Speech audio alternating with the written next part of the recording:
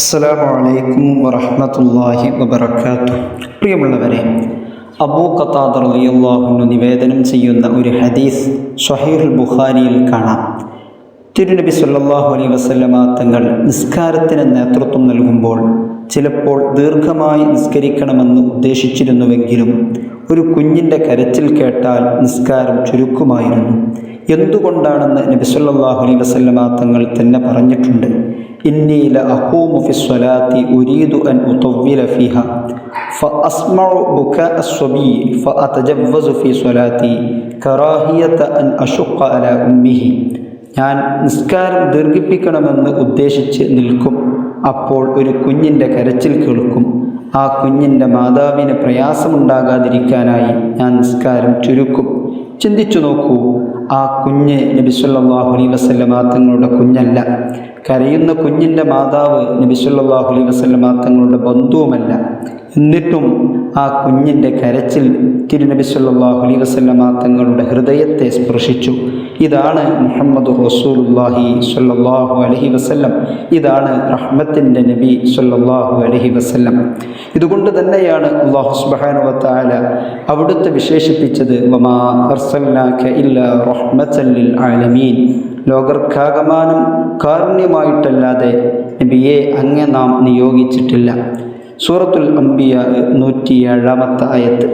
ശ്രദ്ധിക്കണം, അല്ലാഹു സുബ്ഹാനഹു വ തആല പറഞ്ഞത് മുസ്ലിങ്ങൾക്ക് മാത്രം കാരുണ്യം എന്നല്ല, ലിൽ ആലമീൻ, ലോകർക്കാകമാനം, മനുഷ്യർക്കും കുഞ്ഞുങ്ങൾക്കും ദുർബലർക്കും മൃഗങ്ങൾക്കും എല്ലാവർക്കുമുള്ള കാരുണ്യമായിരുന്നു തിരുനബി സല്ലല്ലാഹു അലൈഹി വസല്ലം. ഖുർആൻ മറ്റൊരു സ്ഥലത്ത് പറയുന്നു, ലഖദ് ജാഅക്കും റസൂലും മിൻ അൻഫുസിക്കും അസീസുൻ അലൈഹി മാ അനിത്തും ഹരീസുൻ അലൈക്കും ബിൽ മുഅ്മിനീന റഊഫുർ റഹീം. നിങ്ങളിൽ നിന്ന് തന്നെയുള്ള ഒരു ദൂതൻ നിങ്ങൾക്ക് വന്നിരിക്കുന്നു. നിങ്ങൾ പ്രയാസപ്പെടുന്നത് അദ്ദേഹത്തിന് സഹിക്കാൻ കഴിയില്ല. നിങ്ങളുടെ കാര്യത്തിൽ അതീവ താൽപ്പര്യമുള്ളവരാണ് അദ്ദേഹം. വിശ്വാസികളോട് അത്യന്തം ദയയും കാരുണ്യവുമുള്ളവരുമാണ്. സൂറത്ത് തൗബ 128 ആയത്ത്. ഒരിക്കൽ ഒരു അഅറാബി നബി സല്ലല്ലാഹു അലൈഹി വസല്ലമ തങ്ങൾ തൻ്റെ പേരമകനെ ചുംബിക്കുന്നത് കണ്ടിട്ട് അത്ഭുതപ്പെട്ടു പറഞ്ഞു, എനിക്ക് 10 മക്കളുണ്ട്, അവരിൽ ഒരാളെയും ഞാൻ ഇതുവരെ ചുംബിച്ചിട്ടില്ല. അപ്പോൾ നബി സല്ലല്ലാഹു അലൈഹി വസല്ലമ തങ്ങൾ പറഞ്ഞു, മൻ ലാ യർഹം ലാ യുർഹം. കരുണ കാണിക്കാത്തവരോട് കരുണ കാണിക്കപ്പെടുകയുമില്ല. ഇത് കേൾക്കുമ്പോൾ നമ്മൾ നമ്മോട് തന്നെ ചോദിക്കണം, നമ്മുടെ വീട്ടിൽ നാം എത്രമാത്രം കാരുണ്യമുള്ളവരാണ്. മക്കളോട്, ഇണയോട്, മാതാപിതാക്കളോട്, അയൽക്കാരോട്, നമ്മുടെ കീഴിൽ ജോലി ചെയ്യുന്നവരോട്, നമ്മുടെ ചുറ്റുമുള്ള ദുർബലരോട്. നബി സല്ലല്ലാഹു അലൈഹി വസല്ലമ തങ്ങളുടെ കാരുണ്യം വാക്കുകളിൽ മാത്രം ഒതുങ്ങിയിരുന്നില്ല.